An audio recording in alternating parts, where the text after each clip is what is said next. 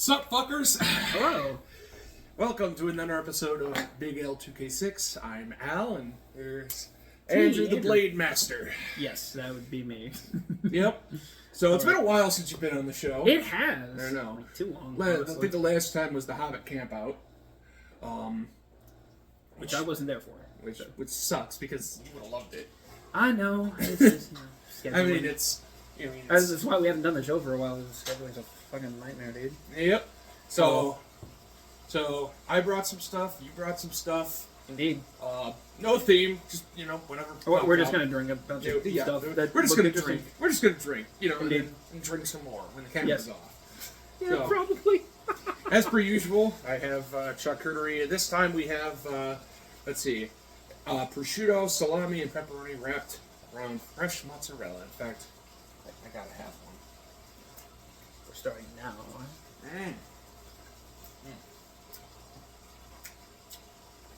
Delicious. Truly wonderful. Not like meat wrapped around cheese. So, I have my six variety pack here. He's got another beer that's currently cooling down. So let's start with what we thought was going to be lighter, on the lighter side, with Virtue Cider, Cherry Mitten, Bourbon Barrel Aged Hard Cider. So a lot of the stuff this episode is going to be on the heavier side, so lighter is a relative. Yeah. Let's do something like the Bourbon Barrel Aged Hard Cider. Yeah. But produced in Fenville, Michigan. It's a local cidery. This is, what's the ABV on this one?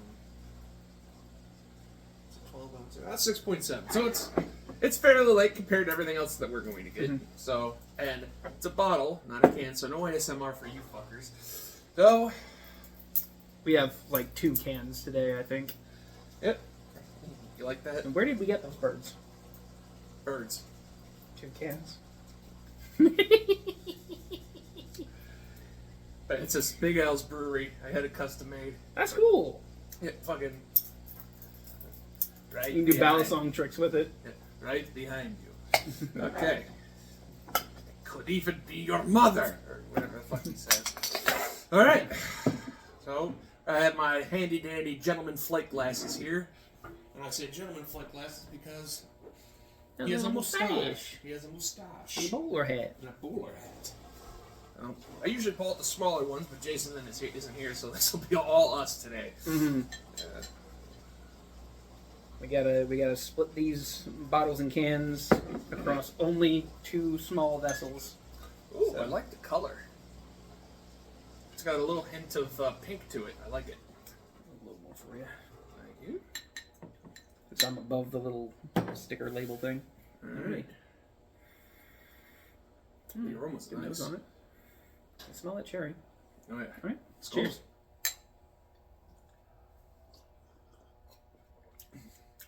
Ooh, I can taste the bourbon. Oh yeah. It's definitely there. It doesn't overpower the cherry or the cider, which is nice. It complements it. That is good. Very much a supporting player. This is nice. I give it like a nice 7. I'm willing to go as high as an 8, I think. I feel like for me, if it was just a tad, maybe a tad sweeter. Honestly, I want to revise. I'm going to call this a 9. This is really, really nice. Okay. It's got a good level of sweetness for me. It's just a tiny bit tart, and the flavors are all playing well together. So I would strongly recommend this. So we can cleanse our palate.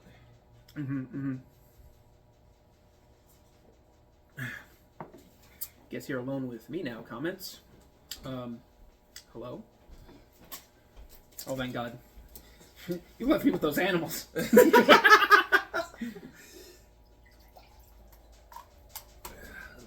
Little swish action. A little rinse. We're hydrating while we dehydrate. Yeah, it's important to hydrate whilst drinking copious amounts of alcohol. Hydrate while you poison yourself. Alright, so let's take Fine as long as you dilute the poison. That's why we're not drinking 90% ABV Everclear. Let's see, what else? Not for any other reason. Let's start with this, or let's continue with this. This is from Sprecher. It is Pineapple Express, and I didn't know. I knew they made craft soda. I didn't know they made beer. They're known for their root beer. Oh, that's Sprecher. Yep. Okay. This should be interesting then. Yep. Oh shit, 8.4%. Okay. It's a Sprecher Pineapple Express Belgian triple. And it's a triple. You're going to expect it to be a little on the higher side. Yep, brewed and dry hop with the choicest of Mosaic, Equinox, and Zythos hops. This juicy triple will bring a smile to your face with big tropical flavors and aromas of pineapple, melon, and mango. Crack open a can and put your feet up. Well, I don't have any room to put my feet up, so I guess we're just going to have to crack open. Put your feet up in your heart. Yes, we'll just have to crack it open and hope for the best. Ooh, yes. It's good open. Mm-hmm. Ooh, I like that color. Look at that nice head. Oh, yeah. There you go. It's a nice foam. strong gold. Definitely hops on the nose. A little more for you. Thank you. Much appreciated. Mm-hmm. There's a little more in there for you. Oh, well, all right. I'm afraid if I put the rest in, I'll, spill over. We wouldn't want that. All right. Let me get a whiff of this. Citrusy, a little hoppy. I'm mostly getting the pineapple. I'm not getting a whole lot else personally. Yep, same here. Pineapple and hops, that's what it smells like. Not even picking up the hops, which is just as well for me, as fans of the show will know. Yep. All right. IPAs are the devil.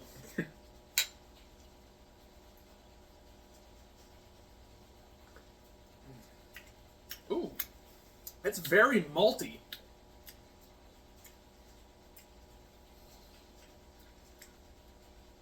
It's a little hop forward. Yeah. Not as much as... That tastes burnt. Doesn't that taste burnt to you? Yeah, there's a little bit of like over roasting happening somewhere in the process here. I don't think I like that. It's got a pineapple flavor, but in the sense of like overripe mushy pineapple. Ugh. You know? I don't like that at all. Yeah, that's not great. Stick to root beer, Sprecher. No. We don't tell them to get out of the kitchen just because they got made one fucked up burrito. Okay, you gotta let them cook. You gotta let them cook. Surely they can do better than this. It would not be hard. Yeah, I'm not finding a lot of redeeming qualities in here. That being said, listen, I just don't want people to stop trying just because they fuck up right at the start. Yeah. That's a problem that I have. I don't want other people to replicate that. You know what they say? You can't make an omelet unless you crack a couple eggs. Yes, exactly. Yep. Just because you don't get something right the first time right away, that doesn't mean you stop. You just practice. You work a little harder. Just maybe before you start distributing. Just don't burn the fucking eggs again. It really isn't that hard to not burn eggs. You just gotta stay at the stove. Yeah, I'm not a fan of this one at all. No, that went the wrong direction. Whoops. 3 for me. 2.5.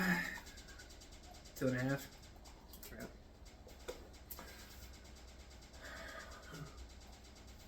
It gives me no joy to give out a low score like that, but you know what else didn't give me any joy? Drinking that. Yeah. My bad. That was fucking awful. We've had worse. I mean, we have had worse, but that... Much worse. But yeah, that's... I'm going to be very optimistic and say that was going to be the low water mark for the day. Yes. Because we're going to move immediately to something I know is good because I've had before outside of the show. Mm-hmm. JK's Wind Eruption Hard Cider. Okay, now this is something that is new to me. So I've never seen anything from this brewery before. Al was a little bit surprised when I didn't recognize the bottle or anything. So. Yeah, because they usually sell these anywhere that sells hard cider. They usually sell these. In the same I aisle. haven't seen it before, so maybe I'm not looking hard enough. Is the So, problem. I mean, frankly speaking, I'm kind of stocked up on cider at the moment. Gotcha. Blake's last weekend, at least. I don't know if this promotion is still going on. They were selling their Wisteria, their lavender hard cider, for $5 for a 6-pack. So I bought 3 of them. Naturally, I still have one left. Naturally, I bought 4 of the case things. So 4 6-packs. Mm-hmm. That's $20 dues. No, you don't understand. 4 6-packs is 1 unit. I bought 4. Oh wow. Listen, fans of the show will understand. I am a sucker for a deal, and the Wisteria is really good. Mm-hmm. So I'm set for cider until the summer. It's a nice dry lavender hard cider. Mm-hmm, it's not super sweet. It's got and it's not like potpourri floral. It's got like a nice it's a floral undertone. It's yes. You can pound that shit. Yep. And I will. All of them. I mean, not all at once. Yeah. Here, hand me that business card right next to you, because that's where this comes from. Almar Orchards? Almar Orchards. They pride themselves on all natural, no artificial bullshit. I'm quite happy with that. Yep, certified organic apples. They're in Flushing, Michigan, 1431 Duffield Road, and they have a Facebook.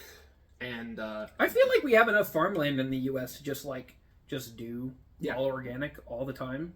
And like, you just don't overcrowd your farmland. You're not going to have to deal with like huge pest issues, and you have methods of dealing with pests that do not require chemical pesticides. Mm-hmm. You know, you can like put up like netting or whatever for essential oils. You know, yeah. If you use peppermint oil, you can drive off a lot of insects and arachnids, as the case may be. Mm-hmm. So, something to consider. So, I like the bottle. Like that. Yeah, I do like that style of bottle. Yeah, it kind of looks like it's attractive. Yeah, it kind of reminds me of those old. Like, I wish everything was sold in glass bottles in terms of like alcohol. It kind of reminds me. Do you know me. cans have an inner plastic lining? Yes, I do know that because like I think it was Nile Red. He like dissolved the aluminum and it was the plastic lining that was left. But this reminds me of those old Shiner bottles, those old moonshine bottles with the 3 X's on it. So I wonder why this style isn't more common. I'm sure there's a reason. I just don't know what it is. Maybe it's more expensive to produce this way. It's possible, but nothing. I would have to investigate to have any clue as to why. So, but cost is a very good guess because a lot of things are done in the name of cost reduction. yeah. So Almar JK's is their hard cider branch. And let's see. So this specific one, they have a ton of hard cider, and I said this to Andrew, and his eyes widened because I said some of these are on par. They're on to me they're on par with Blake's. Yeah, in terms of how good they are. As people will know, especially if you've watched the show or if you're in the area and you consume a lot of Blake's. Blake's is pretty high quality stuff. Most of their stuff we score above a 7. Mm-hmm. Which is, we're not IGN. That actually means something. Yeah. so it's quite good. So this is obviously we're not afraid to give out low scores whenever. Yeah. So this is their Winterruption Spiced Farmhouse Cider. It is 12 fluid ounces, 6.9%, fermented with wild yeast. Hell yeah! So it's more on the sweeter side, and I'm going to read the blurb on the bottle. As the sun arcs low in the midday sky, this year's harvest is slowly fermenting in its winter slumber. Everyone here in the orchard enjoys a few halcyon days. Or at least that's how I've always pronounced it. I don't know if that's correct, actually. The fuck is halcyon mean? It's, I've only ever, read it in, phrases. It usually refers to times of the past that were, good. Okay. But I don't know the exact definition of halcyon. Now I'm gonna look that up now. Hang on, we're gonna we're derailed already. Let me see. Is this what they call stun locked? No. Okay. There's something else. This is just a tangent. Hmm. Okay, halcyon, denoting a period of time in the past that was idyllically happy and peaceful. You're okay, right. Yeah. Okay. A few halcyon days to remember the hard work and the last year's harvest, and we look forward to the next year's crop of apples. To warm ourselves on the cold northern solstice, we enjoy our winter cider, lightly spiced with ethically treated cinnamon, vanilla, and maple syrup. Okay. Please enjoy cider with someone you love and perhaps someone you don't. Please mend a bridge, extend a hand, and be good to one another. Whoever you are, whatever you do, recognize we are all the same. So hoist a wee glass of cider to your fellow man and look ahead to a wonderful future with a renewed sense of gratitude and optimism. Based, honestly, peace on earth and goodwill toward men. That's what I want. So, JK. Now, as I said before, I've had this before. I'm not going to say what I think of it until we are done. I mean, obviously, you think it's worth drinking, otherwise we wouldn't be here. But, beyond that... You could drink, I love that style. I can't get over how much I love that style of bottle. And it is a dark amber. It's a beautiful dark amber color. Okay, I'm above my little label. Go ahead and have some more. You can easily pound that. Anyway. Right. Oh, it my smells God. like breakfast. It smells like breakfast, doesn't it? The smell of that is beautiful. It's like pancakes. It's like pancakes. It's like a big old whiff of pancake with syrup on top. Oh, I told you you'd like that. And he hasn't even tasted it yet. I have not. This is a wonderful nose. This nose is 10 out of 10. The only other time I've smelled a nose like that is Founder's French toast stout. Okay, we're not waiting anymore. Cheers. Cheers. Jesus Christ. Yeah, that delivers. That is a 10 out of 10 for me. It tastes like you're drinking maple syrup. Yeah, but not in if you've obviously we're large gentlemen. Well, I've recently lost 25 pounds. Yeah, so good on you, dude. Very nice. Yep. Always happy to celebrate that journey. Yep. I'm running. And I fucked it up with this episode. Listen. We didn't fuck anything up. We're celebrating the weight loss. As we all know, if you record it on camera, the calories don't count. Exactly. But with that said, 10 out of 10. If you've ever been the type of individual who would, as a bit, even, just slug some maple syrup, it's got certain characteristics. Flavor-wise, this matches. Experientially, much, much, much better. Yep. But yeah, I told you, man. I told you, this shit. 10 this out of 10 is fucking fantastic. Yeah, 10. I'd give it 11 if I could. This is a hard 10. This isn't a soft 10. This is not, if you like certain things, this could be a 10 for you. It's a hard 10. This is must-have. Hard 10. This is must so have. good. This is so good. My God. It's going to be hard to match that. For context, it's not the same, but rating-wise, this is on par with the old Black Phillip. Yes. The original Black Phillip when they first came out with it. Yeah, the original Black Phillip was much better than the new Black Phillip, unfortunately. But this is on par with old Black Phillip. Yep. This is so good. This is so nice. And one of these days, I need to get a bunch of this shit. My God. One of these days, I'll take you there. Fuck yeah, dude. It's only 20 minutes from my house. We can easily go there and buy you they come in a 4-pack. I would buy a dozen. A dozen bottles or a dozen 4-packs? A dozen 4-packs? What are you talking about, dude? That's the thing. I just buy in bulk. I'm Costco pilled. Yep. Every time I come over to his house, there's 6,000 cans or bottles of whatever on his shelf. It's true. In my liquor shelf. Al's got a good liquor shelf. Yes. It's quite fine. Mine's probably double his size. Yeah. And mine also is designed to be a liquor shelf. Yeah, mine's a coffee table. Yeah, his is a coffee table. Mine is an actual, floating island meant to be a mini bar. Listen, I got mine for free. I like a deal. All right? Hey, there's nothing wrong with that, my friend. I'm going to take out the one that's been chilling in the freezer. Yes. I think it is about time for the thing that I brought. I actually brought a few things, but it's things that were on the show while I wasn't on the show, so we weren't going to be going over those today, which is just as well because. Oh yeah, this feels nice and chill. All right. So this is something different. Would you mind if I introduce this one? Yes. Okay. So this. I mean, one I don't mind. Go ahead. Is Maku. It's an unfiltered rice beer. I picked this one up at 168 Asian Mart down in Troy. Which, by the way, if you like Asian food, go down there. So it's a fantastic Asian supermarket. As for what's on the can, if you're imagining a traditional beer, think again. Yeah, this is a rice beer. So Maku is a fresh take on makgeolli. I'm probably not pronouncing that remotely correctly because you're Polish. I don't consume a lot of Korean media, and this is apparently Korean. Born in New York City, brewed in Korea. So, Korea's oldest alcoholic drink, and in our opinion, the most delicious. I mean, that's fair. Open a colon to experience a soft fizz with a hint of sweetness and an addictive tart finish. Chill, shake, enjoy. Oh no. It's one of those things, huh? Oh, no. We do not have a good experience with shaken drinks. Yeah, so what was that one? It was a nitro brew. It was a nitro brew thing. It was a nitro something. I mean, it says malt, shake. I have to do shaken malt beverage, I think is what it said or something. I have to do it, Al. You know I have to. Oh no. Listen. Yeah, do it over the sink. Yeah, of course I'm going to do it over the sink. I'm crazy. I'm not stupid. Right. Well, while he's doing that, I'm going to give one of these to my mom because she wanted to try one.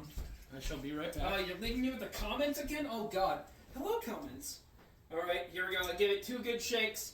I hope that's enough. Oh, okay. This one didn't explode on me. That's great. It didn't. Oh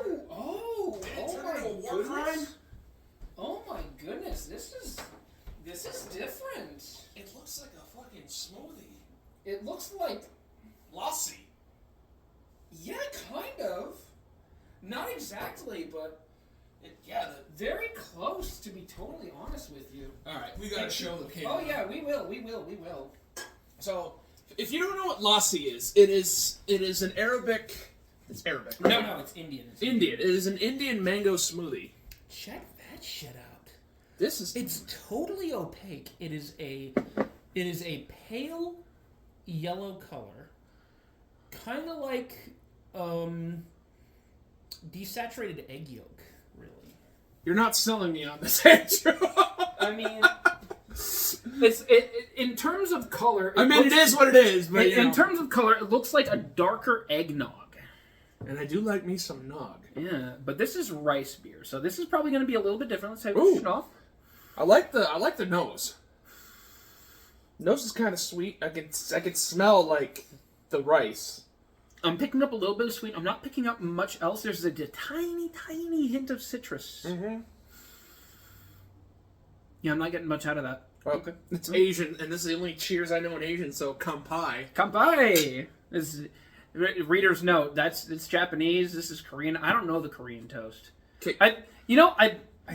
One of my friends has Korean ancestry, and I know he told it to me, but I cannot remember it for the life of me, and for that I'm sorry. And keikaku means plan. True, it does. All right, and this is going to go according to plan. Cheers.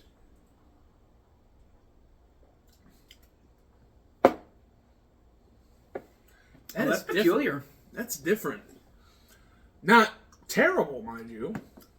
It's different. It's good, but it's weird. Yeah, it's almost like...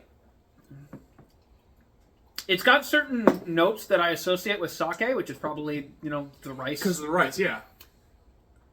I'm definitely... It's not super mango forward. At all. The mango's there, don't get me wrong, but it's not super mango forward. It's like, the mango is playing like a middle note. It's not a back flavor. It's not forward. It's a middle player. It's weird, but I like it. I'm not crazy about it, but it's good. It's different, I feel like this is a personal 6 and an objective 7. Okay. Yeah, it's good. I'm with you. I'm like, it's like... to me, it's like a 5 to 6. Because I wouldn't drink this every day. But, like, cards on the table, I'm not big into sake. I'm a fucking weeaboo. I do not care for about sake. No, not really. I've had it several times. See, it's weird, because I've tried to get into it. I'm not. It's not for me. And I feel like the sake characteristics of this are holding it back for me. Well, to be honest, there's this one sake that whenever I get the chance, I so you are familiar with the One World Market in Novi, right? I don't think so, actually. It's strictly Japanese. Okay. The One World Market in Novi is a Japanese market. That's a little ironic. And down the street from it is a ramen house. Okay. And next to the ramen house is a Japanese patisserie. Ooh. So, you know, all the shit that they buy in Lucky Stars in there. Chocolate cornets and everything. I went to the ramen house. Japanese bakeries are so nice, dude. So, just a bit of a tangent. Mm-hmm. I went to the ramen house once or twice. Mm-hmm. I got... So the second you sit down, they serve you piping hot green tea. Which is fucking awesome. And then I ordered their cold soba salad. That was delicious. That was the first time I went. And the second time I went, I got their udon bowl. And that was delicious. And one of these days, I want to take you there. But the One World Market is awesome. And because this is Fenton and it's in Novi, it's only like 20 minutes from my house. Okay. But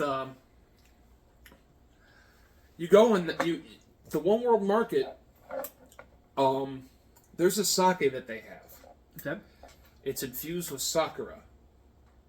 So cherry blossom. Mm-hmm. I do like the sakura flavor. It's very subtle. It's kind of hard to describe. It's cherry blossom, so it tastes similar to cherries. Yeah, it's cherry. Lighter. It's cherry-ish. Cherry adjacent. Floral. Yep. It's good. I like it. Plus, she's one of my favorite characters in Street Fighter. But okay. But no. But like to sum it up, I'll take you to One World Market one day. Maybe I'll take you to lunch to the ramen house. Hell yeah, dude. Like 168, that whole plaza, that has I found out because I've been it's having mostly computer trouble recently. Chinese. It's mostly Chinese, but it has a ton of other like Asian stuff in there. I have had a computer problem recently, so I went to the Micro Center. I told them, figure out what's wrong with my PC, please. And while I was waiting around the other day to be able to pick up my shit, I went to that plaza. They have a Vietnamese restaurant, and they have a ramen place. And I checked out both of them on 2 different days, the day I dropped it off and the day I picked it up. The Vietnamese place is pretty cool. They got a bunch of like prop guns on the wall. So it's like Vietnamese American. Like there's like a bald eagle head with a cowboy hat on. What?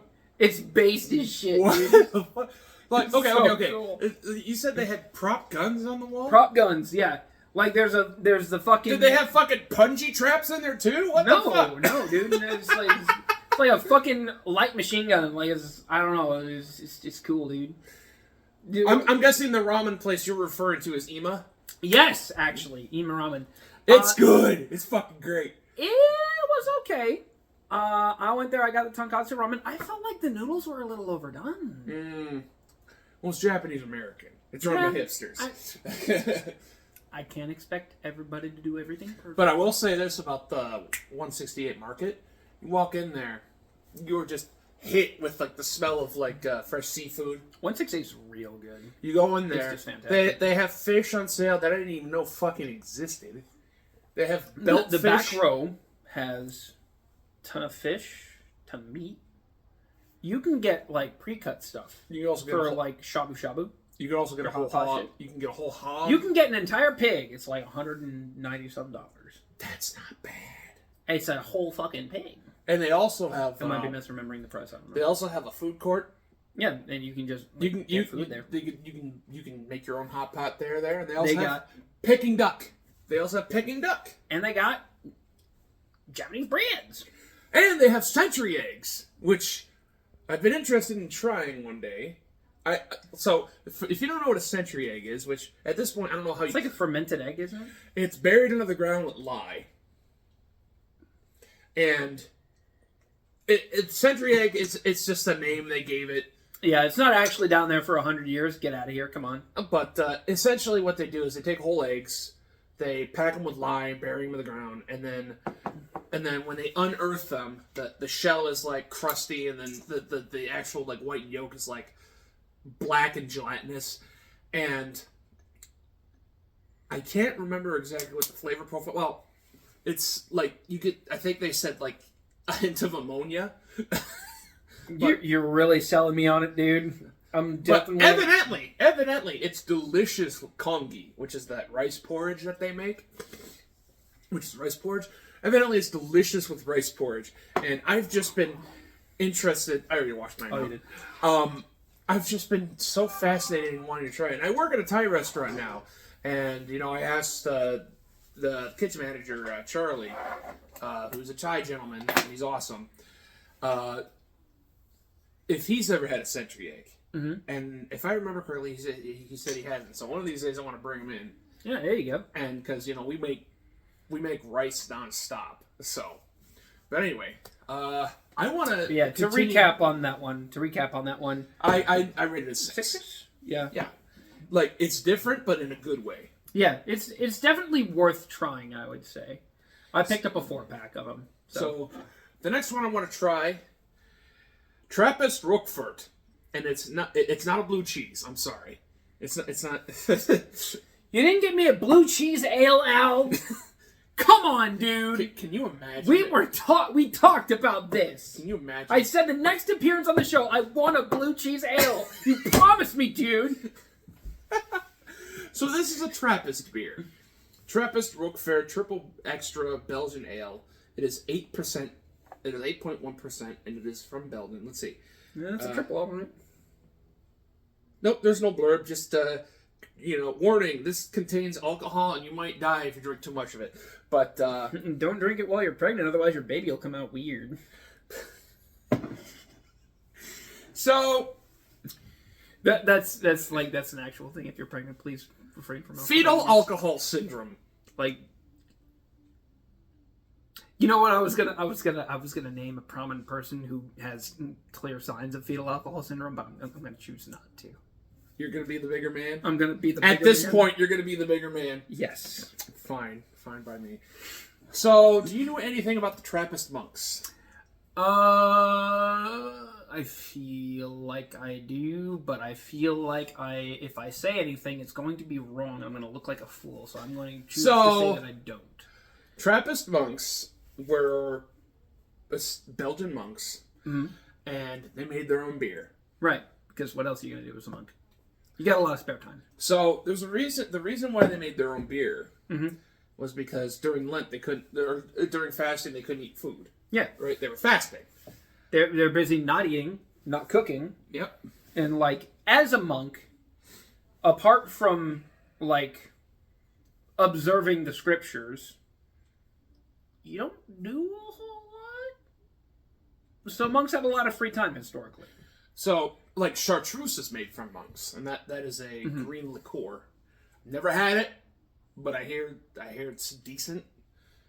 But Trappist monks, they were known for making Trappist ales, and the reason why they made their own beer is because during that they couldn't eat food, but they didn't count beer as food. So they were... One of those good old loopholes in religion, because... Wasn't beaver a fish at one point? Yes, beaver was considered a type of fish by the Catholic Church during Lent. And pizza's a vegetable. Anyway. And we're not going to get into the Mormon topic of soaking. I'll explain to you once the camera's off. If you don't know. I hate that I know what that is. Look it up on your own time, YouTube. Anyway, I'm not monetizing this, but anyway. Yeah, okay, but it could get taken down or age restricted.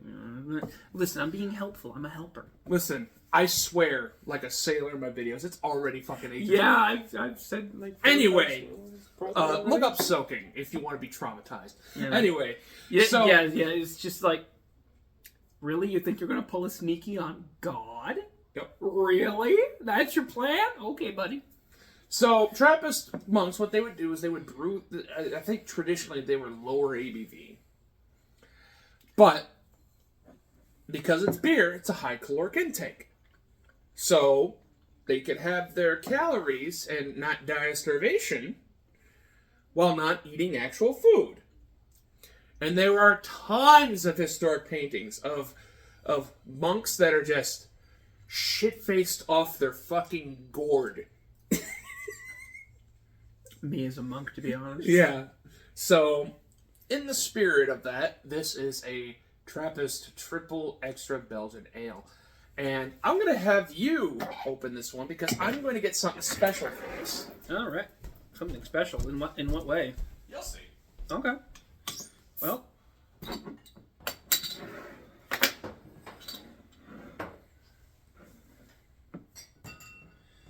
Fans of the show will know that I am a man of deal hunting, as already been discussed.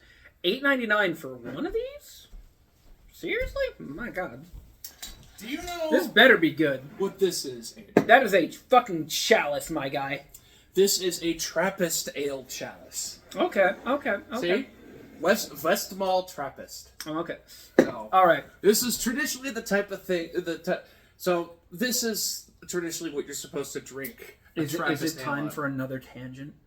No, it's time to drink, my friend. But I want to go on a tangent. Go See, ahead. okay, here's the thing about drinking beer. Strictly speaking, when you are drinking something, you know, a lot of taste comes in through the nose. Mm-hmm. To achieve that, you get the scent molecules that come off the top of whatever it is that you're drinking. And the thing of it is, to best concentrate those, you want something with a narrow mouth on your drinking vessel. That is why with whiskey tasting they have that Glencairn glass. Mm-hmm. And you'll sometimes, but not terribly often, see drinking glasses that have a narrower mouth than their base. As this one you can see, this does not apply. But this sort of drinking glass has a very, very wide mouth compared to its base. It just like really expands outward. So it's probably not scientifically best to enjoy it in this way. But at the same This time, is why I drink most everything that I'm not drinking straight out of a can or straight out of a bottle, out of a mason jar. It's not because I'm a hillbilly. I promise. I have plenty of mason jars. Mason jar drinking is the best drinking for VR. I'm gonna be real, That's fine. because you get a good grip on it, Well, and like unless you're using a wide mouth, but wide mouth doesn't apply because wide mouth you go and you bap into your headset. So I have a mason jar with a handle. The handle mason jars are primo. I don't have any because they cost so much more. So I just, the reason why I have a handled mason jar is one, it was gifted to me by my dear old mother, Nice. and two, it's the best way to enjoy Long Island's. There you go. Because I don't know what it is, but Long Island iced tea tastes better out of a fucking mason jar. I don't know It's why. the narrow mouth. I'm telling you, dude. Plus, I think like Long Island, for whatever reason, whenever I think Long Island's, I think mason jar. Probably because it's like trashy hillbilly cocktail, but It kind of is. It Yeah. kind of is. But anyway, I'm not big into the Long Islands myself. enough stalling. Yes, let's try this triple. Oh, that looks quite nice. Like, I know you're into like scientific drinking, I mean, but counterpoint, motherfucking beer chalice. I mean, I'm not gonna pretend it don't look nice. And oh my goodness me, go ahead and pour some more of that in you. I think your top half that had a little less sediment than the bottom half of this bottle has. My God, this shit was not filtered. Not that I'm complaining. No, like some non-filtered stuff is nice. Sometimes I want shit floating in my drink. Not super well phrased, my friend, but Evidently, I think sometimes people like try too hard to like sand off the rough edges of things. I have a mead that's currently aging right now. There's a ton of sediment in the bottom because it uses fruit juice and the pectins and stuff from the fruit juice. Yeah. I could add some Irish moss to or bentonite clay to collect all the stuff on the bottom, but I would say just pour off from the top. Yep. I think that's the better way. Just pour it off and hope for the best. Yeah, there you go. Yeah. Because listen, I am not a scientific meat maker. A little bit of sediment never hurt nobody. Like wine is. All right, let's give this a schnoff. Ooh, I like that. There's some fruity notes. I'm zero in on that shit. Fruity notes. You okay, dude? It went up my nose. You immediately started drinking. Yeah, I wasn't ready. Ugh. I'm still schnoffing it. Yep, there's some notes there. Yep, that's beer. My fucking god. Yeah, the chalice isn't good for schnofting. Yeah, I'm telling you, dude. But I think... Yeah, the nose isn't terribly pronounced on this, but there's you get some sweetness. There's some lingering fruit notes that are being pulled out of here. I can't tell you which fruits because it's very subtle. Let's try it. Prost.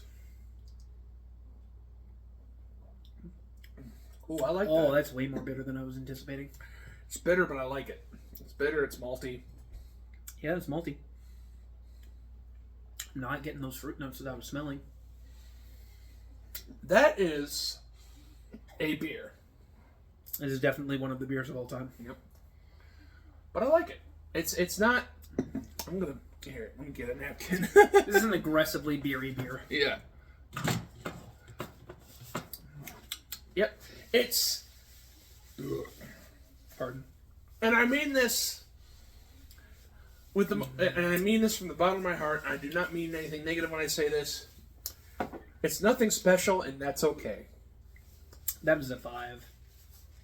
It is a beer. It is a beer. It's not a beer in the same way that Rolling Rock is a beer. Yeah. But it's a beer. Yes.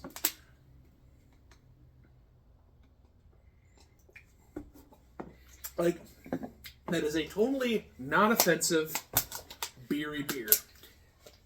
If you don't like bitter at all, you're not going to have a good time. But it's not crazy bitter. It's just bitter and beer are the notes here. That's all of it.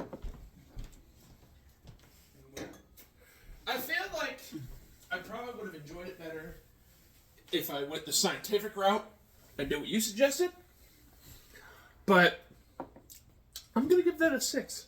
That was nice. All right, I'm a 5 on that one. Yep. So I may not terrible, not great, just eh. I wouldn't buy it myself. If somebody offered it to me, I wouldn't be insulted. Yep. It's a 5. But if that's based off of what most Trappist ales are made out, if that's a Trappist beer and it's what most Trappist ales are like, then all right, I can vibe with that. Certainly. Because I've never had a Trappist ale until now, and that's not bad. It's not bad. It's not bad. Definitely go better. Yeah, there are definitely better options, but this isn't really a fair example. This is a cider. But I can see monks brewing that. Oh baby. I can see good to the last drop, huh? Yeah, you know it. I can see monks brewing that and drinking for the Lord. Mm-hmm. It was fuck it, it's Lent. But moving on, spooky season is just around the corner. Isn't that right? It's spooky season now. Okay, it's been spooky season for 2 weeks. All right, fine. Halloween is just around the corner. It sure is. 4 days away. I can't fucking believe it. This year is just fucking... Spooky season, just 4 days away. It came so fast. I know. I thought it felt like just yesterday the year just started. I still need to make... This year I decided to make 2 Halloween avatars for VR chat. When if it's done, ready, cut, print, I made a Terry Bogard avatar. Are you okay? Yeah, it's cool. It's cool. I've been called a himbo more than once. Just because he's That's muscular awesome. and blonde. I'm a little upset about that. I mean, Terry's fucking awesome. Would you have a drink with Terry Bogard? 100%. Are you Yes. fucking kidding me? If Terry Bogard sat down at the table across from me and set down a bottle, motherfucker, of course I would drink with him. You want to know what my favorite thing about him is? Tell me. In Street Fighter 6, where he's a guest character, if you win a match, he'll walk over to his opponent and help them up for round 2. Damn, that's based. Yeah. I love Terry. Like, Terry's so he's cool. like, you want to go again, and he goes over to help him up. That's awesome. That's spirit of competition. Love it. No, he's Love like it. the broiest of bros, All and I right. fucking love it. But Anyway. there was a secondary Halloween avatar idea that I wanted to do. This was based on a cosplay concept that I had back when I was doing cosplay, because I don't really do it anymore. Because ever since I got into VR, it is so much easier Yeah, no shit. to just make it in Blender and throw it into Unity and just tool around in VR chat as whatever. digital cosplay. Digital cosplay is based as shit, dude. You have no idea until you've tried it. I have acquired an AE86 model AE86. kind of car. The Panda Trano. Are you talking about... Initial D. I'm going to Deja hang vu! it off my shoulders. I'm going to hang it off my shoulders waist height. Have a little steering wheel. And it's going to play Eurobeat. That's badass. It's so good! So- I wanted to do this. I wanted to do this IRL a few years ago. But COVID hit and, you know, it's... And that was the thing that happened. Ugh. That's what started the show, after all. Yeah, true. But, But yeah, like, I want to get that done. I've got 4 days. I'm going to be at work for the next 3. So that's probably not happening. you know, it's funny you mentioned, you know, the car hanging off. Mm-hmm. They have an Ecto-1 inflatable. Do that shit. Do it, dude. I want to get it. Wear my flight suit and just... I actually have something quasi-related to that I meant to bring to you as a gift today, Oh? but I forgot it. Oh, shit. I'll just tell you what it is. It's a little music box No way. that, for whatever reason, it's not Ghostbusters themed or anything. Okay. It's like this little pond. It's got like a little castle thing on it. Okay. But for whatever reason, the music box plays the Ghostbusters theme. It's easy to miss if you don't know what you're listening for, but it's like...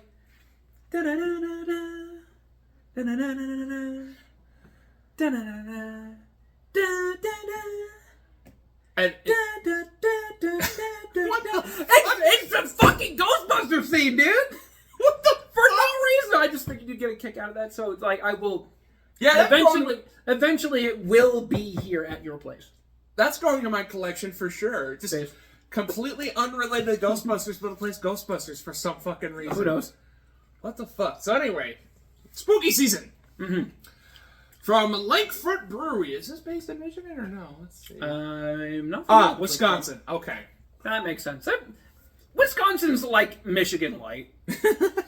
A hot take. They like cheese more than we do. How dare you say that to me? I'm sorry.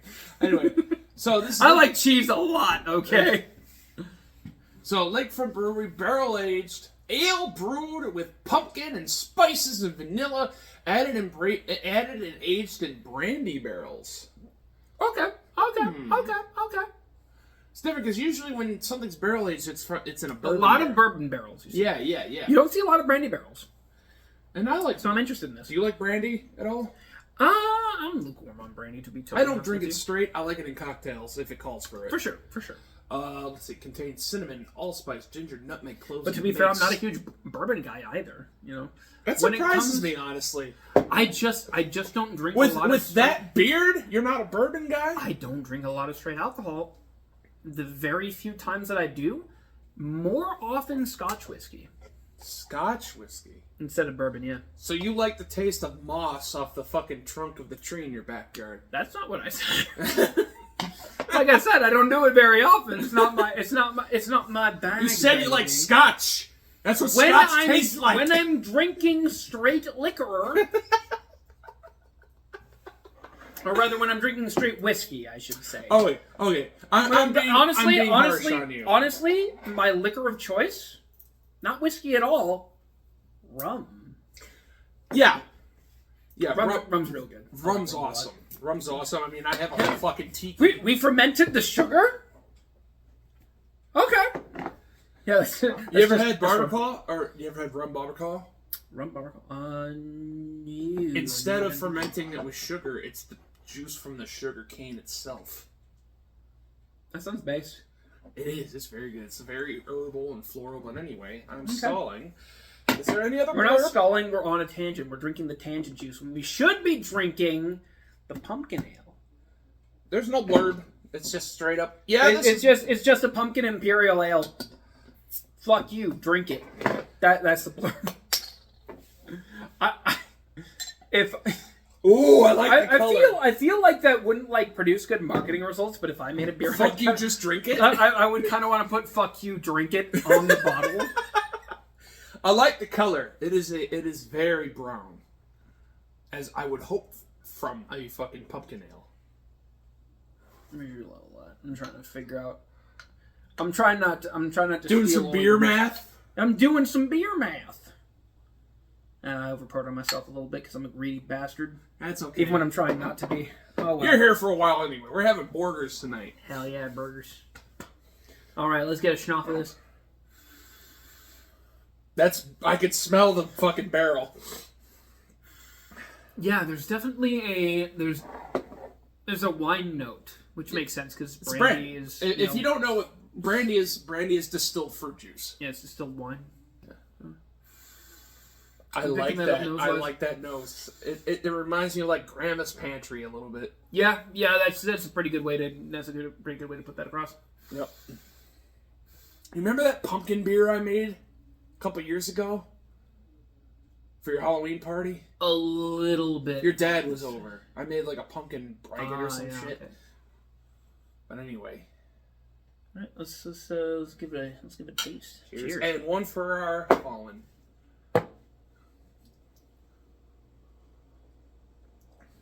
Ooh. It's a little sweeter than I wanted. It's very sweet. It's on the sweet side. It's a dark sweetness. Yeah.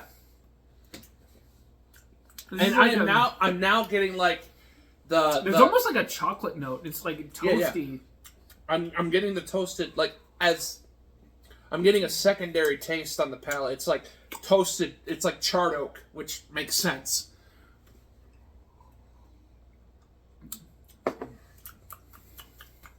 I feel like this could be like a little too much for most people. Yeah, if this isn't your bag, you're not gonna enjoy this. So if you don't like darker flavors, you're not gonna be happy with it. If you do like darker flavors, you'll probably enjoy this really well. I'll tell you exactly. Here, let me give it one more taste. Mm-hmm. I'll tell you exactly what I'm tasting. Mm-hmm. Very sweet. Like it is. Yeah, it's pretty sweet. It's very sweet. You can taste the sugar. It's very sweet. Toasted. Definitely a lot of caramel notes. Caramelized. You're definitely getting the mace and the allspice and that. It is definitely a pumpkin spice ale. But I will say, although I will say this also, it might be a little too much for like the average Joe. What do you think? I could definitely see somebody picking this up and trying it and saying, "Ugh, that's too strong. No. Too strong. Too sweet." This isn't something I could recommend to everybody. Mm-hmm. I'm gonna call it a 7. It is good. Yep, I'm right. It's good for me. It's good for me. But I recognize that a lot of people would not like this. But yeah, it's very rich. Rich is a good term for this. It's very rich. Like you're drinking pure pumpkin, almost like pumpkin syrup. But yeah, Yeah. I like a dark toasted pumpkin syrup is a good way to describe this, I would say. I like the color. It's a dark amber, but It's a nice yeah. color. But yeah, if you're, but like this would be a great beverage if you have like a Halloween party.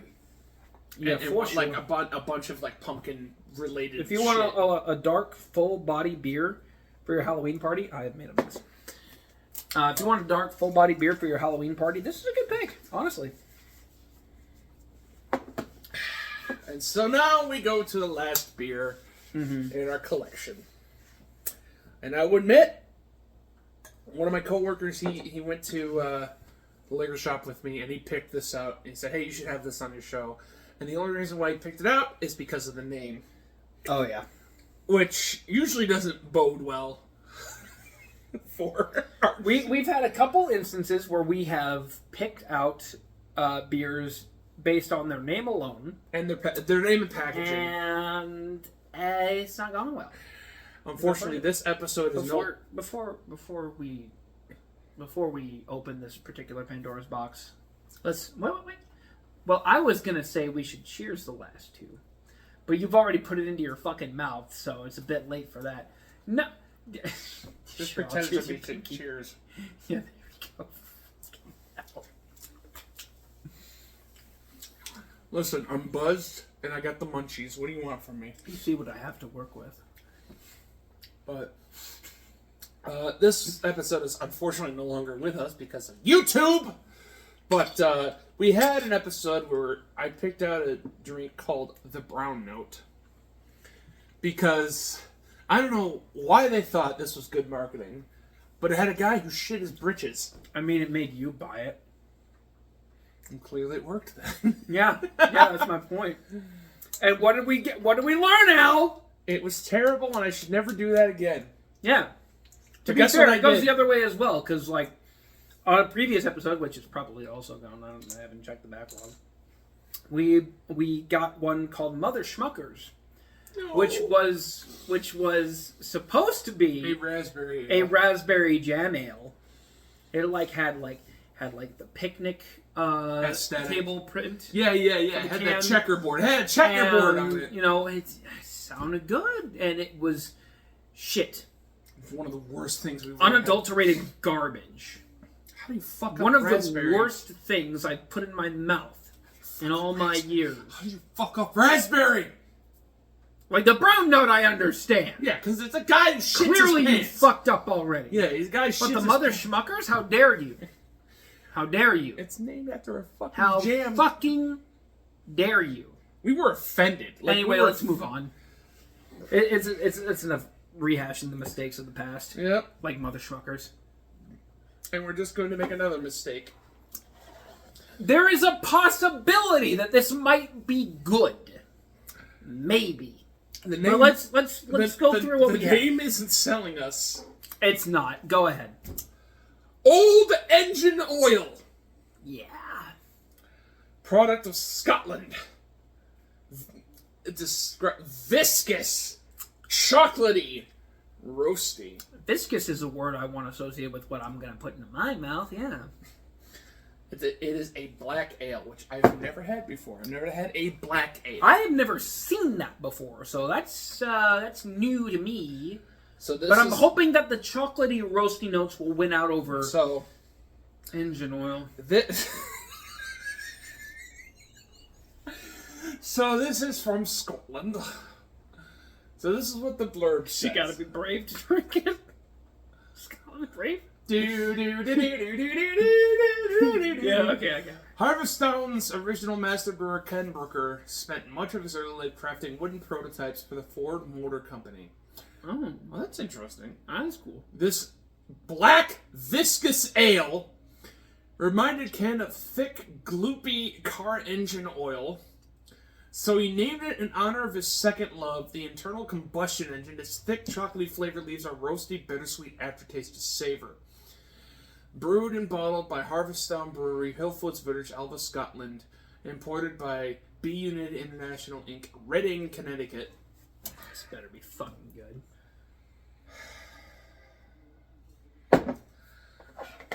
Let's go, lads!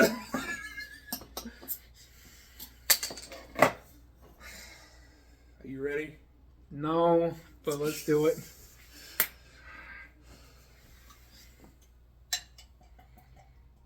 Okay, it's not that viscous. The color reminds me of Guinness.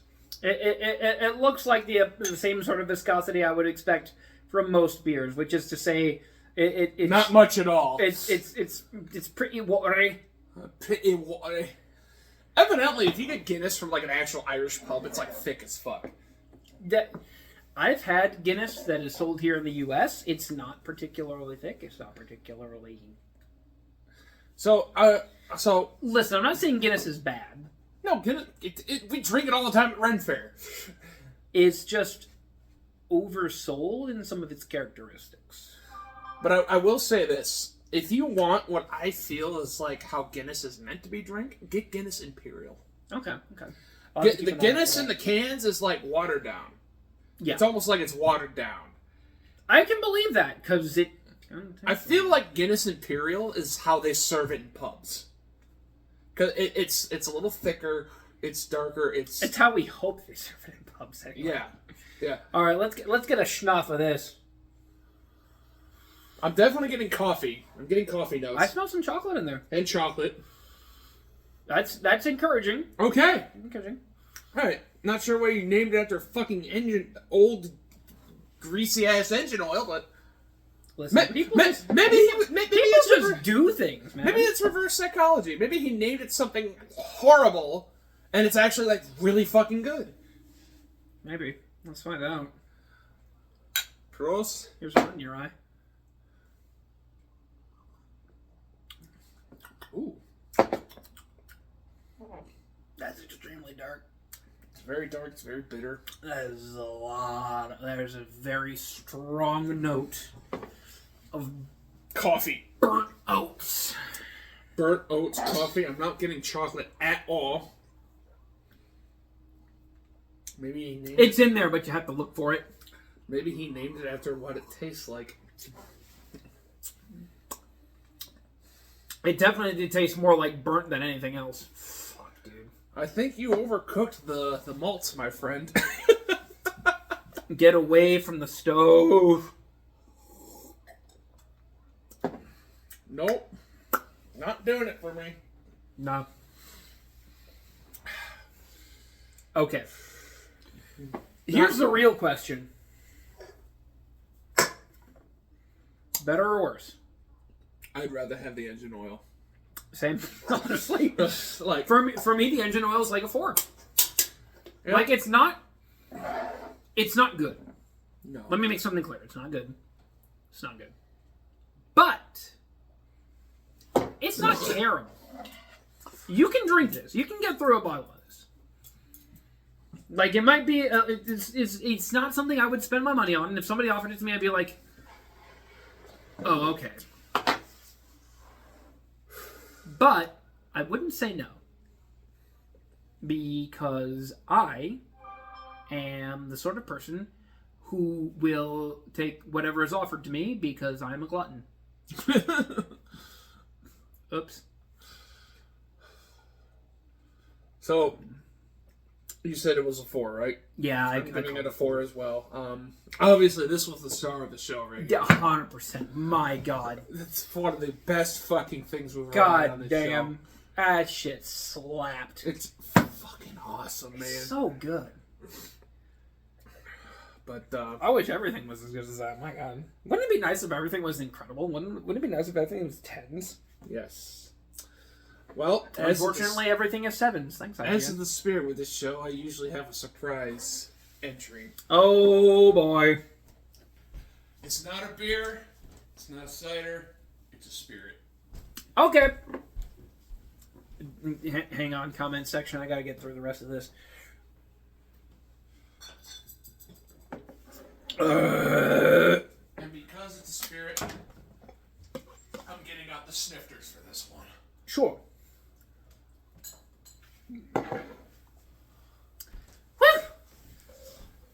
Here's your Glencairn.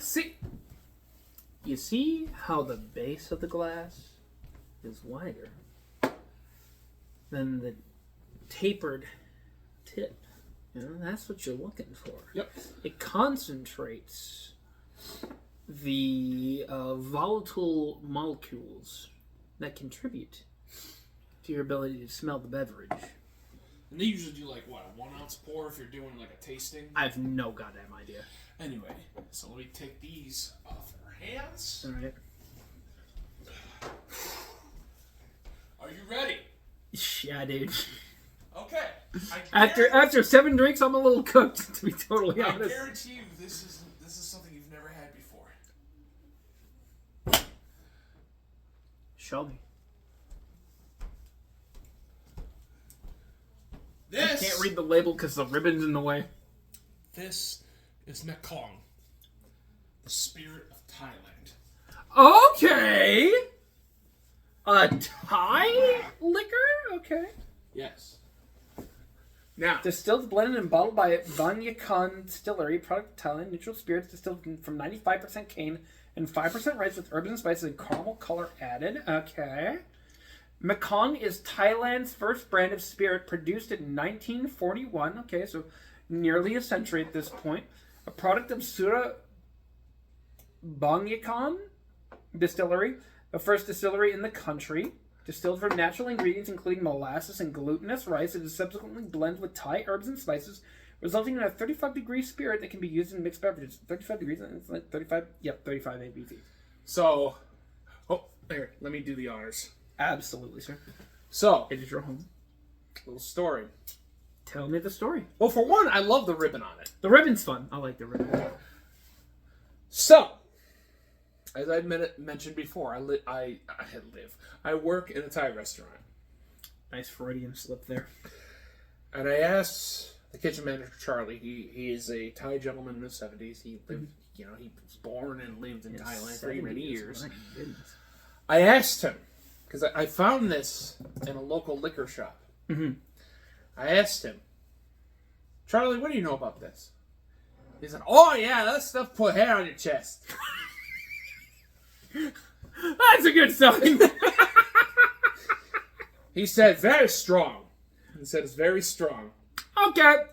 So I had to buy it. Of course, naturally. Now, the funny thing about Mekong is it is over there it's considered a whiskey. Yeah. But it is made from mostly cane sugar and a little bit of wheat. So I feel like, honestly, it would be a more rum. like a rum. Yes. Yeah. So, and they have their own website. They have an American website with American cocktail ideas. They have something that I call a Mai Tai. And it's a Mai Tai where you use this instead of rum. Okay, okay. Now then. Are you ready? Hit me.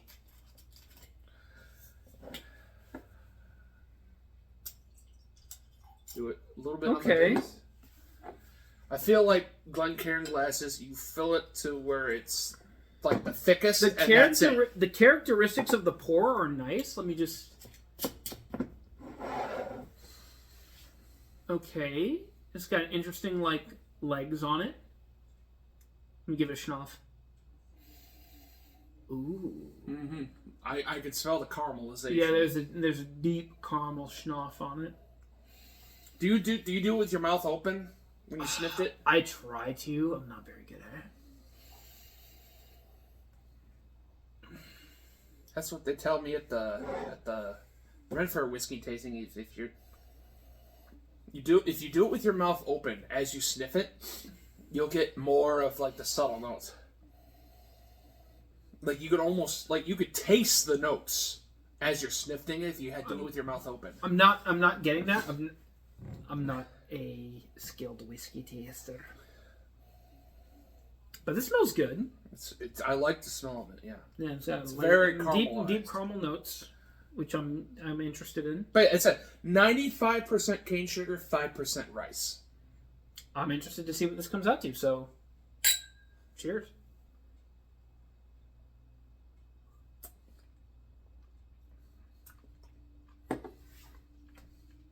That's lovely. Yeah. I'm terrible at tasting liquors. That's good though. It is good. I can see how. So, like, one of my go-to rum cocktails Yes.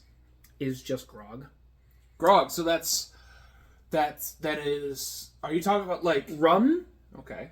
lime, Okay. water, That's some it. sugar. So what sailors used to drink. Yeah. Yes. It's literally it's the limeade with historical- rum in it. So it's literally the historical grog drink. Yeah. And I feel like this would play excellently in there. I also taste a little bit of toasted notes there too. Yeah, there's definitely some roasty toasty in there. Yeah. But yeah, I could see this being rum adjacent. Mm-hmm. It definitely tastes more like a rum than a whiskey. And it is 35. It's slightly lower in ABV than your typical liquor. It's 35% as opposed to Most of the liquors I run across are 35%. yeah, 35 to 40%. But I can see this playing nicely as a grog. I can see it as a. Have you ever heard of bumbu No. or bombo? Tell me about the bombo. Bombo, if I remember correctly, it is another rum drink. It's similar to a grog, but it has brown sugar syrup. The Glencairn glass. Yes. What about it? Is when you have liquor in here, you can read that. Oh, I see it. That's awesome. Yeah, that's kind of nice. So It's easier to see on this one. I can see it now. So this is like the glass of choice if you're doing snifting or tasting. Mm-hmm. This is they Because it funnels up the volatile scent molecules into a more narrow space so you can snuff it more easily. so the Glencairn glass. This is the original. This is the original whiskey tasting glass. Often duplicated, never replicated. You can buy similar ones on like Amazon from like fucking China or whatever, but this is from Scotland. Oh my god, this shit is beating my ass, dude. My god. But what would you rate Macron?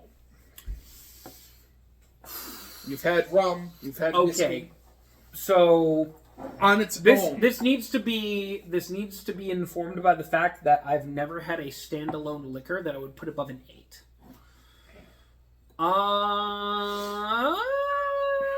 6 or a 7, honestly, Okay. on this one.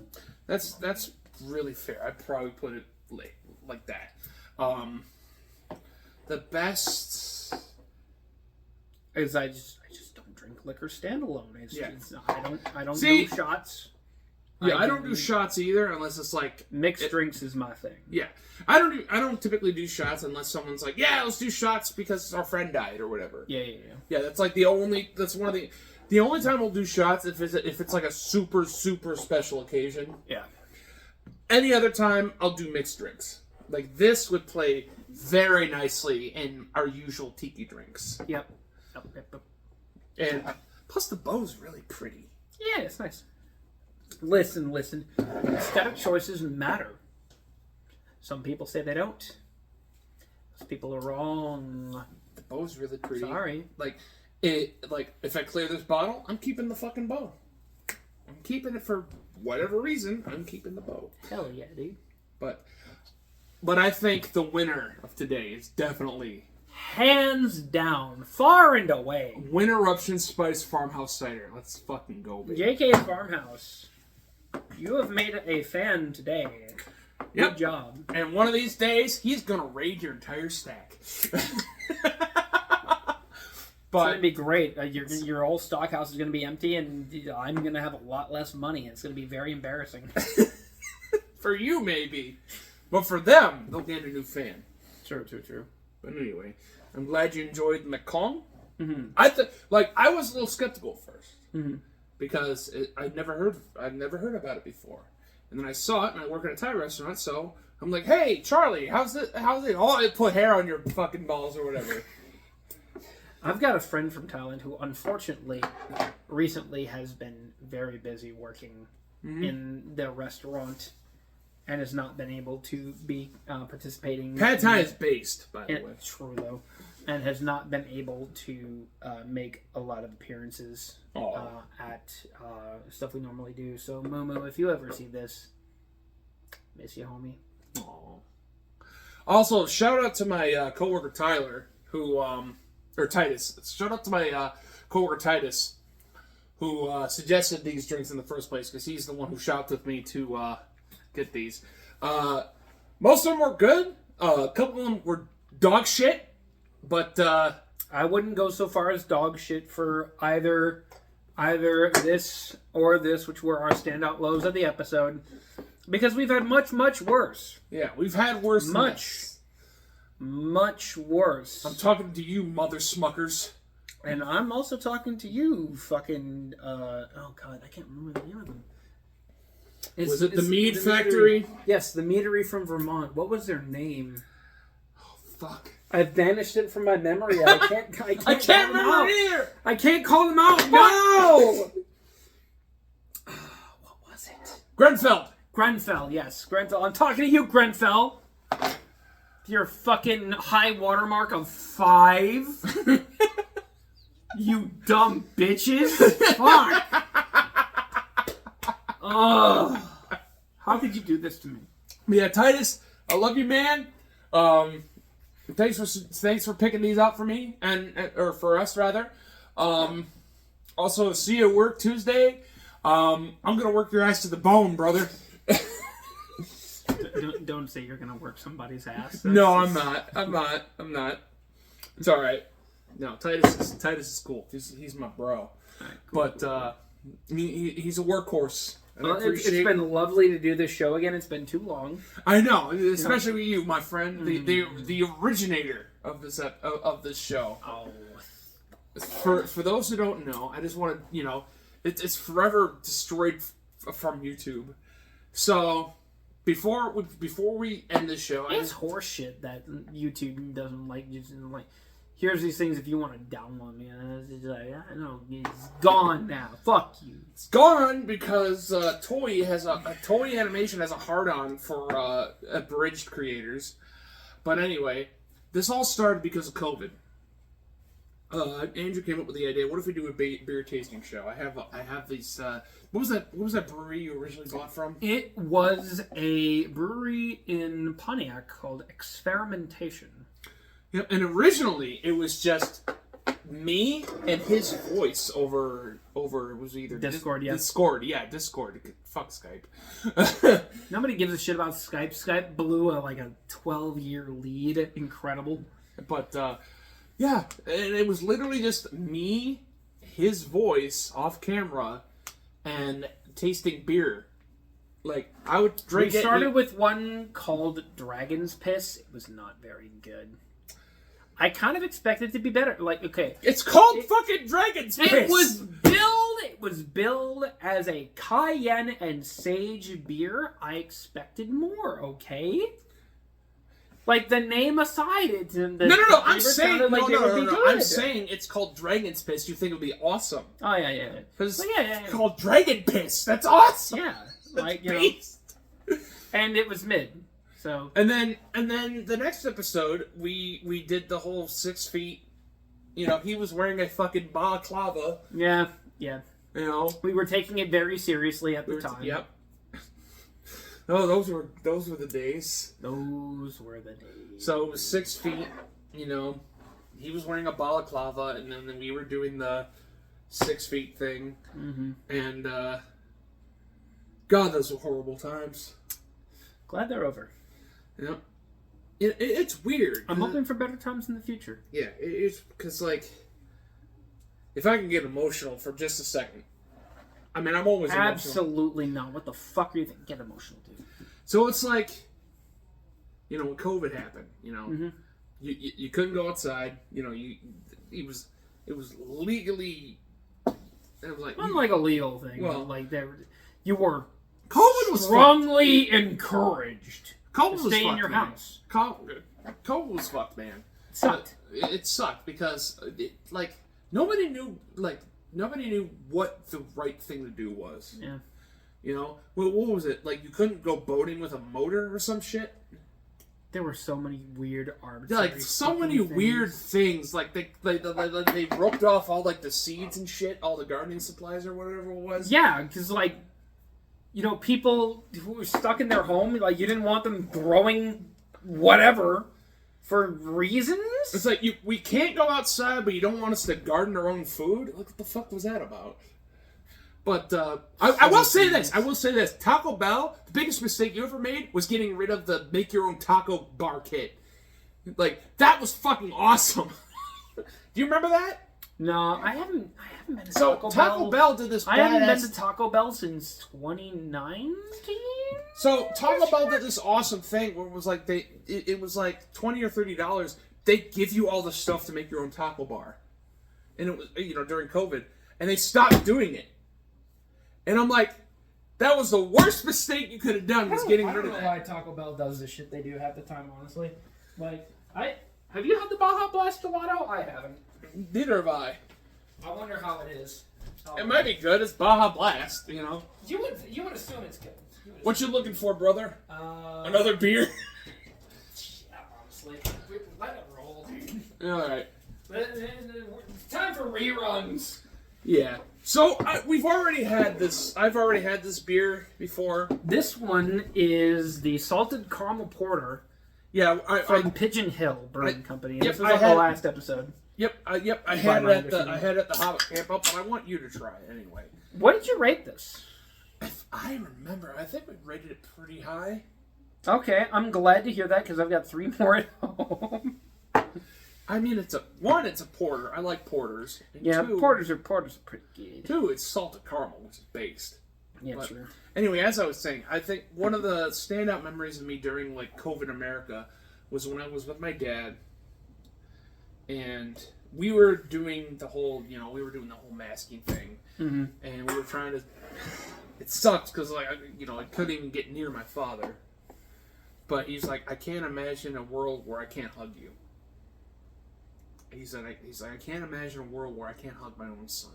And that sucked, man. It fucking sucked. Dude, that hurts. And so, he had to do the whole fucking Christian side hug thing. But, it's weird because it's like no one gives a shit anymore. It's over now. Yeah. The virus has run its course. Yeah. Everybody's already gotten it. Well, not everybody. Most people have. I got it once, and it's okay. Like a lot of people are vaccinated for when my mom got whatever value that provides. When my mom got it, she got the worst of it. I mean, obviously, I was she's still so worse. fucking mad because I got the vaccine. Yes. Right? Like a week or whatever after my second shot, which was originally I was supposed to need, they put out a statement that was like, it turns out the vaccine does not stop secondary transmission. So, like, if you have the vaccine, you can still transmit to other people, but you won't get sick. And I'm like, then what's the point, right? You motherfuckers. The whole reason I got the vaccine, because I'm a young guy. Yes. It won't affect us. A lot of people call me old in my friend group because they're all 18 years old. We're in our 30s. Yeah, I'm in my 30s, so apparently I'm old now. But the fact is, I'm not in the danger range for the Rona. Yeah. But the reason I got the vaccine was because I work with several older people. Yep. In their 70s and 80s. And I wanted to be considerate of them. Yes. And wanted to make sure, because like I'm a point of sale person, like I interact with a lot of people, I didn't want to be passing somebody's sickness on to them. That was the whole reason behind it. And a week after my second shot, it doesn't help with that. Thanks, Fauci. dick. The Fauci ouchie. And then weeks later it's like, okay, well the shot doesn't provide you complete immunity, but like you should still get it. And I ended up getting the Rona, and I was out of commission for a long time, and it sucked. It's like, it would have been worse if you hadn't got the shot. Well, how do I know that? I'll just take your word for it. That was my biggest problem with dick. See, I hated how it was handled. it was handled so poorly from every angle. You know, I got the initial shot in the booster, and I haven't get the booster. I'm like, fuck you guys. I haven't gotten a COVID shot since. Yeah. But anyway, here's to a better future. Here's to a better future, dude. Salted caramel porter. It's gotta be fucking good. Not to be political, but beer is good. Not to be political, but beer is good. Not much of a nose. That's good. Or I'm just too drunk to smell. Yeah, it could be either one. I'm going straight for it because I've already had it. Okay.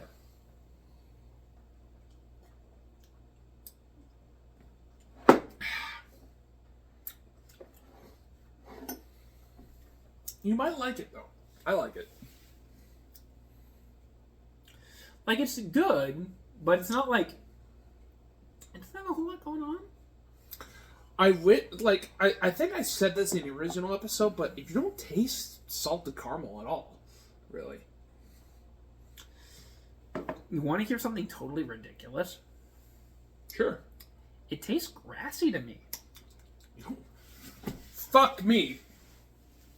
Now that you mention it. It does! It's weird! Like fresh dirt. In a good way. Somehow, like it's very vegetal. Fresh dirt, but somehow not shit. Why is it so vegetal? I don't understand.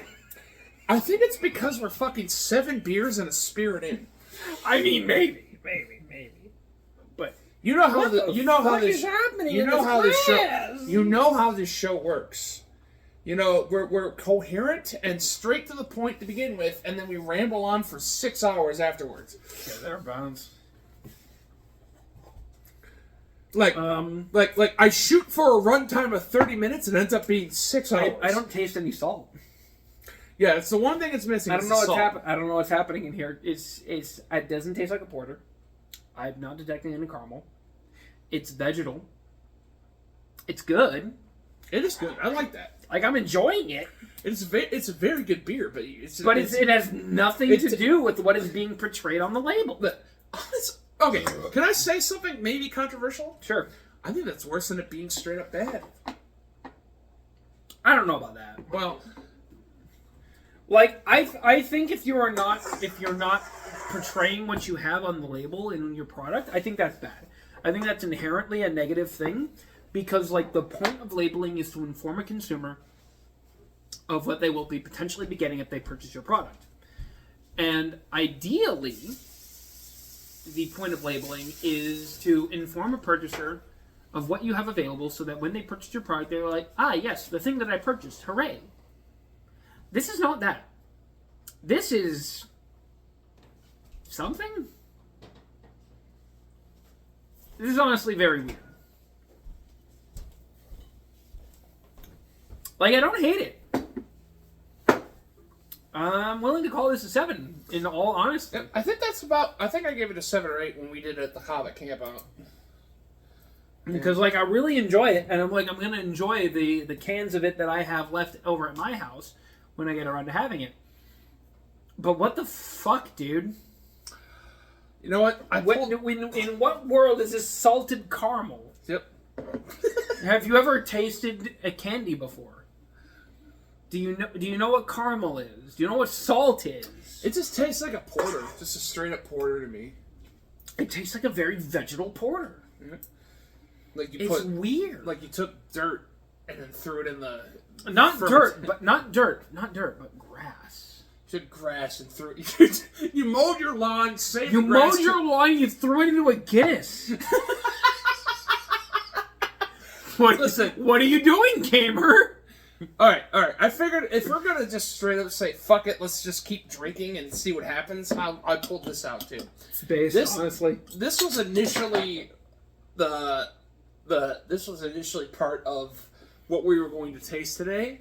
And I'm like, oh no, we've already had this on the show before. It's Bell's Cherry Stout. Bell's is a local brewery in Michigan. Bell's is another Michigan staple. They're pretty good. They're pretty good. They aren't on the level of Blake's. They don't have that same consistent quality.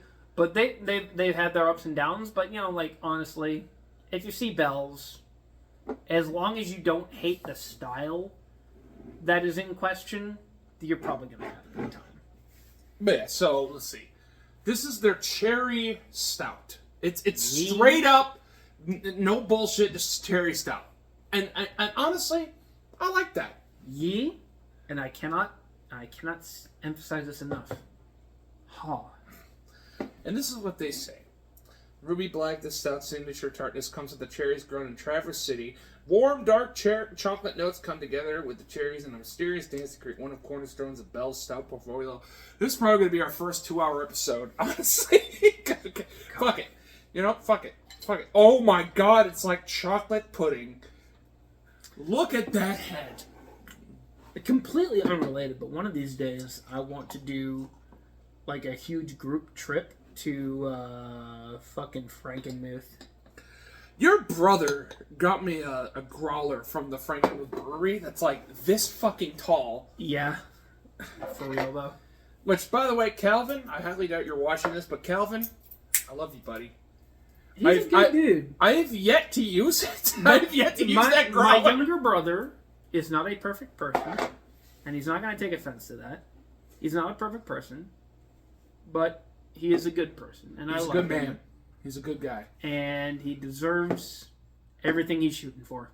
Yep. And I hope he does well. Yep, he's a good man, and he deserves happiness, and I appreciate the giant fucking 60,000-gallon growler you got me. I've yet to use it, though. He's a good man. He's a good man. All right, let's get a schnoff of this. Let's get a schnoff of this. Yep, that's a stout. And I'm definitely getting some cherry notes. As it advertised. I can't smell a fucking thing. I wish my sense of smell was better, honestly. I'm definitely getting cherry notes. It is a stout brewed with cherry juice, as it says on the bottle. Nothing. Okay. I think it's the problem. As I get drunker, my sense of smell gets worse. Yeah. But anyway, listen, dude.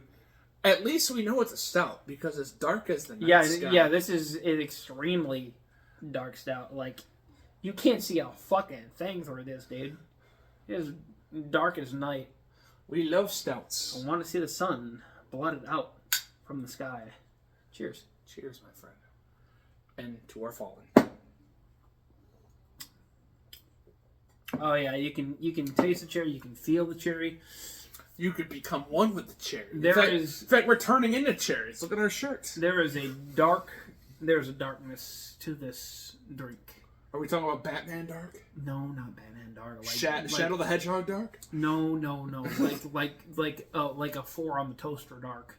Like, okay, so completely unrelated tangent. So apparently, the recent remaster of Sonic Generations with Shadow, people don't know how to handle it because it's an actually good Sonic game. Listen, okay. Sometimes Sonic Team puts out good games. Chill, dog. No, like, it's really good. Like, people are like, we've never played a Sonic game this good before. How do we handle it? You say, wow, what a good game. That's it. That's the whole process. It's pretty good. It's pretty good. Like, I give it like I'm gonna give it a 7. Yeah, I can't really justify an 8. This is a 7.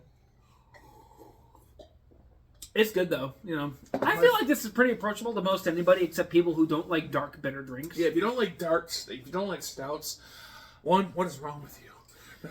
I'm joking. Everybody has different flavor profiles. You know, there's people who just aren't going to enjoy certain things, and that's okay. I couldn't find it for this show. I love you. So I couldn't find it for this.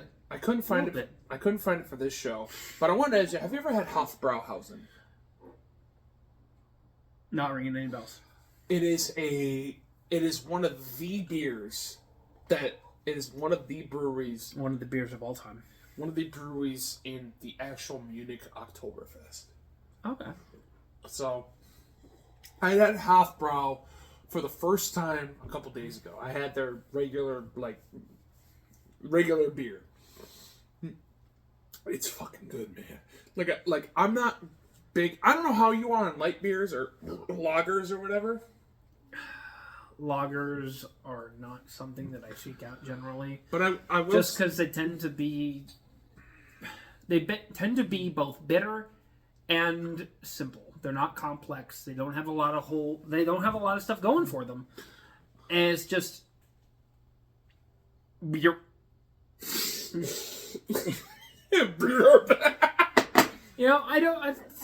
That's not to say I hate them. I have evolved past that point. So, but I wish they were more. I will say this. I had both the Hofbrau original and the Hofbrau Dunkel. Okay. The Hofbrau original, which again, shout out to Titus. He bought me both 6-packs. The Hofbrau original, because they have a Fest beer, and they have a Dunkel. I think they have some other ones, but I didn't see them. But the original is like a light beer. It's an amber beer. It's like a German lager. That one was good. Like if I were to put it on the show and rate it, it's a kegger rating. Like you can easily put it in a kegger and entertain a bunch of people. The Dunkels are darker ales. Mm-hmm. Tend to be, yeah. I wouldn't call it it's lighter than a stout. And they tend to be maltier and sweeter. That one was good, but I like the original better. Okay. Because like the Dunkel is a lot richer. Like I said, a lot maltier, a lot richer. It's more like a dark gold amber. But whatever's beeping, fuck you. Anyway, but yeah, Hofbrauhausen is one of the Oktoberfest breweries in Munich, Germany, and it's so fucking good. Anyway, I think we better close this episode before we drink more. Yeah. We technically have 2 more cans we could open up, but they were already stuff featured. you've seen before. They were already featured because of this man's. He was like, "Here, I'm gonna give you these cans, and we can put them on a future episode." And I already did that. He just wanted to try one on camera. Yeah, because I intended to be here for that, but shit happens. Scheduling. But again, JK. JK's really good. I'm looking forward to trying more of your shit, JK. So they have a big bottle. It's called JK Scrumpy. It's an English style ale. So a Scrumpy. I don't know how I managed to do that. Because you're drunk. That's not true. After 8 drinks, how could I possibly be drunk? That's made up. You're lying to me. How could that possibly be? Again, it's good to have you on the show again, Andrew. We're having burgers later. Burgers are fucking awesome. We're gonna watch burgers. We're gonna watch burgers. We're gonna watch burgers. We're gonna eat burgers. We're gonna watch Fist of the North Star. Yeah, buddy. I binge watched that to the very end of the series. It's a crying shame they didn't adapt the rest of the manga for it. You call throwing dynamite around a martial art? Hey, whatever works, pal. So, by the way, if you live under a rock, you should read Fist of the North Star. It's a good manga. It's a good mangoes, and it's a good animus. They adapted like the first half in an English dub. It's great. Like it's corny as fuck, but it's that good corny. It's 80s manga. What do you expect? Yes. You gotta understand what you get. He pokes you in the face and you explode. Yeah. Omae wa mo shinde. It comes from an era where heroes were completely fucking unstoppable, and if you were a bad man, bad shit happened to you. And I think that was a better time. Yes. Honestly. I think one of my favorite things about Fist of the North Star is that Ken is an emotional wreck. Kenshiro is an emotional wreck. Like, of course he is. His bitch got jacked. Well, not only that, but like, if he meets somebody and he's and that person is his rival, and he ends up befriending them and they die, he turns into like an emotional roller coaster, and he's like, "Oh no, my friend died," and manly tears. That's where it comes from. That's where that trope comes from. In this world, men are expected to either have like all emotions or no emotions, and that's some bullshit. Yeah.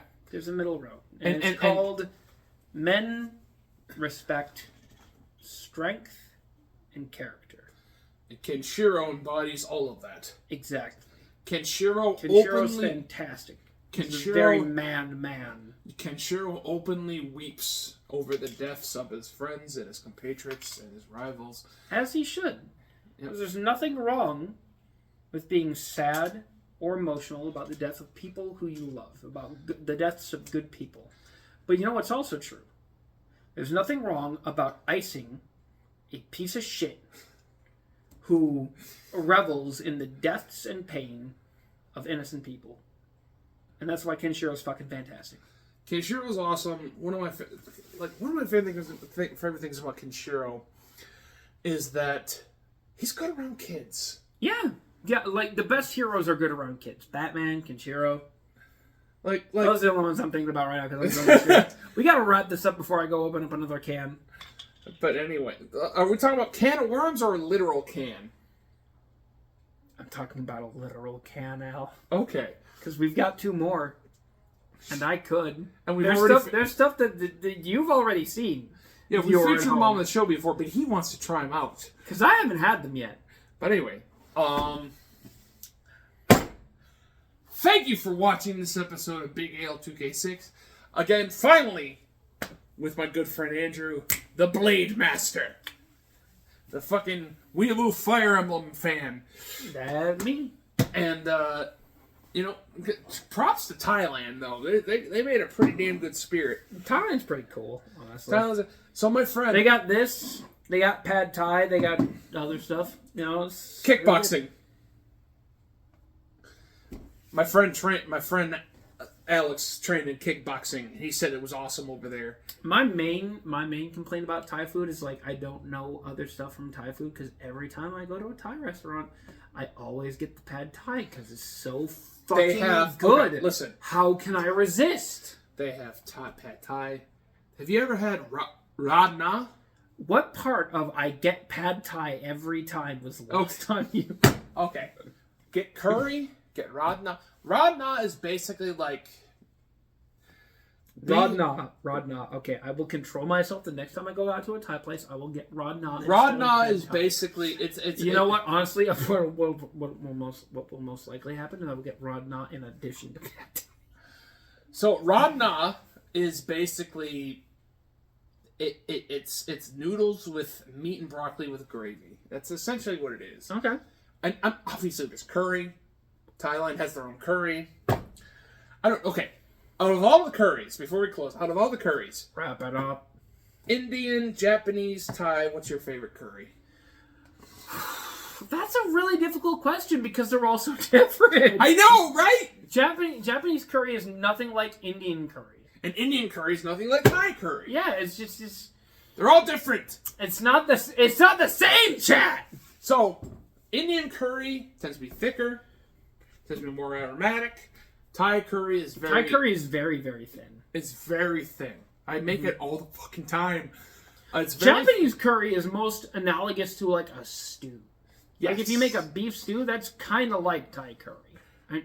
Japanese curry. Golden curry. Listen, next time you go to your Asian mart or go to the Asian section of the supermarket, get golden curry. This is Japanese curry. It's very, they come in little tubes. It's quite nice. It's very nice. It's very aromatic. It can be spicy. But if you get the extra spicy one, you'll be fine. If you have any affinity for spice at all. But anyway. The Japanese level of spice is, they're not a very spicy people. They're like they're comparable to like white people spice. Yeah. Yeah, as a white person, that's correct. But anyway, time to wrap this up. Yes, wrap it up. Thank you, Andrew, for joining me on this day. Absolutely. Thank you for getting fucking inebriated on this day. I twist my arm. Yeah. But anyway, I hope you guys enjoyed this episode of BigAle2k6. I have to pee. So. Same. As soon as you're done, I'm going. But anyway. I love you guys. Here's your dad advice. Get some cardio in. Yeah. Like do some running, just walk a few miles, a couple times a week. If you have a dog, walk the dog. Walk that dog. That dog will love being walked. Not only will it will benefit the dog, it'll benefit you because that shit will melt away. But anyway, it's been BigAle2k6 once again with the Blade Master Andrew. Thank you for watching. Big Al, over and out.